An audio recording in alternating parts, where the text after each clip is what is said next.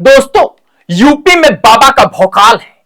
UP ATS ने एक ऐसे आतंकी नेटवर्क को दबोचा है जिसका सच सुनकर आपके पैरों तले से जमीन खिसक जाएगी। मैं आपको बताऊंगा कि कैसे यह आतंकी आपके ही बच्चे के मोबाइल में मौजूद एप्स के जरिए मौत का खेल खेल रहे थे। आज के एपिसोड में कोई आम खबर नहीं है दोस्तों।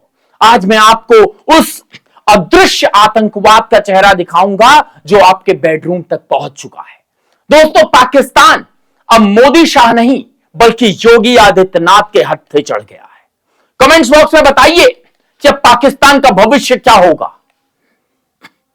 आइए दोस्तों, सबसे पहले पाकिस्तान की इस नई क्रोनोलॉजी को समझते हैं।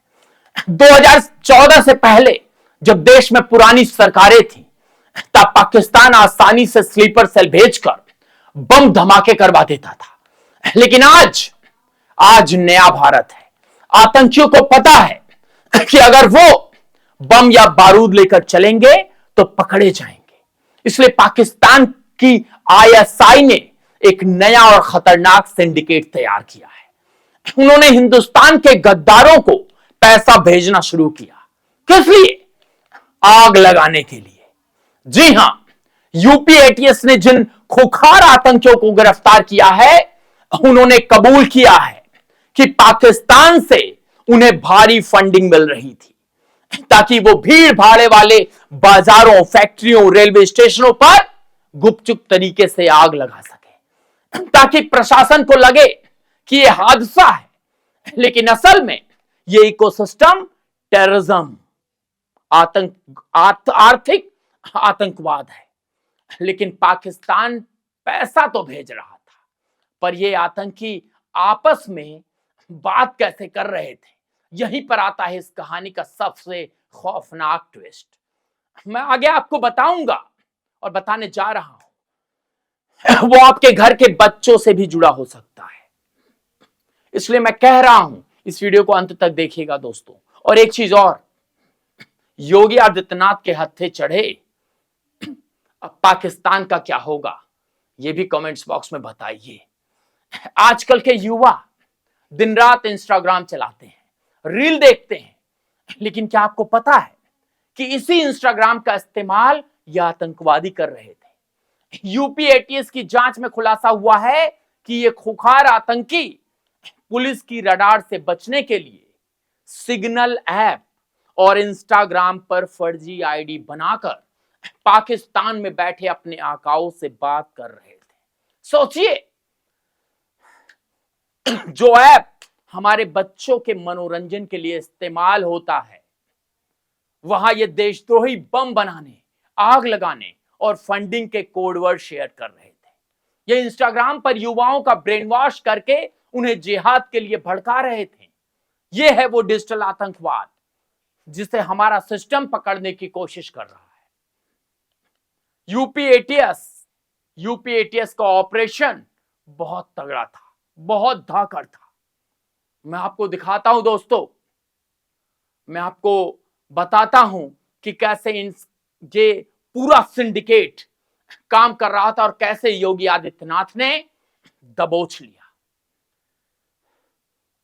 जो एंटी टेरर स्क्वाड है, और साथ में मैं आपको यह भी बताता हूं दोस्तों, हमारे सुरक्षा बल दिन रात एक एक करके इस धाकड़ ऑपरेशन को अंजाम दे रहे हैं। लेकिन क्या आपने किसी भी विपक्षी नेता के मुंह से इन आतंकियों के खिलाफ एक शब्द सुना? यही तो इस देश का सबसे बड़ा दुर्भाग्य है। जब भी आतंकवादियों पर कार्रवाई होती है तो ये सेकुलर नेता बिलों में छिप जाते हैं।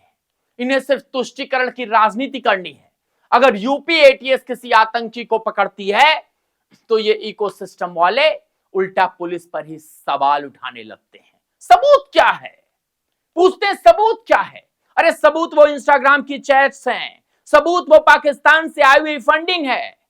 लेकिन इन्हें देश की सुरक्षा से कोई मतलब नहीं, इन्हें बस अपना वोट बैंक सुरक्षित रखना है। दोस्तों, एक बात याद रखिएगा, अभी मैंने आपको इस साजिश का सिर्फ आधा सच बताया है।